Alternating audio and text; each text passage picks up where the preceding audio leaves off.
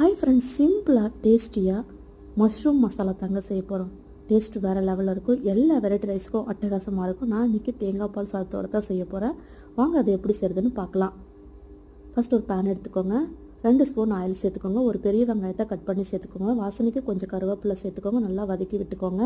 இப்போ நான் 1/2 ஸ்பூன் இஞ்சி பூண்டு பேஸ்ட்டு சேர்த்துக்கிறேன். ஒரு தக்காளி கட் பண்ணி சேர்த்துக்கிறேன். தக்காளி வதங்க கொஞ்சம் உப்பு சேர்த்துக்கோங்க.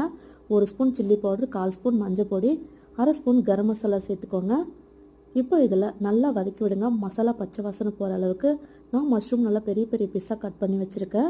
இப்போ இதை கொஞ்சமாக 1/2 கிளாஸ் தண்ணி சேர்த்துக்கோங்க. கொஞ்சமாக உப்பு சேர்த்துட்டு ஒரு 10 நிமிஷம் அப்படியே மூடி வச்சுருங்க. மஷ்ரூம்லேயே தண்ணி விடும். இப்போ கடைசியாக கொஞ்சம் பெப்பர் பொடி தூவிக்கலாம். கொஞ்சமாக கொத்தமல்லியும் தூவி இறக்குனா சூப்பரான மஷ்ரூம் மசாலா ரெடி ஆகிடுச்சு. தேங்காய் பால் சாதத்தோடு வச்சு சாப்பிட்டு பாருங்கள். டேஸ்ட் வேறு லெவலில் இருக்கும். தேங்காய் பால் சாதத்துக்கு மட்டுமல்ல, எல்லா வெரைட்டி ரைஸுக்கும் வேறு லெவலில் இருக்குங்க. இதே போல் ட்ரை பண்ணி பாருங்கள்.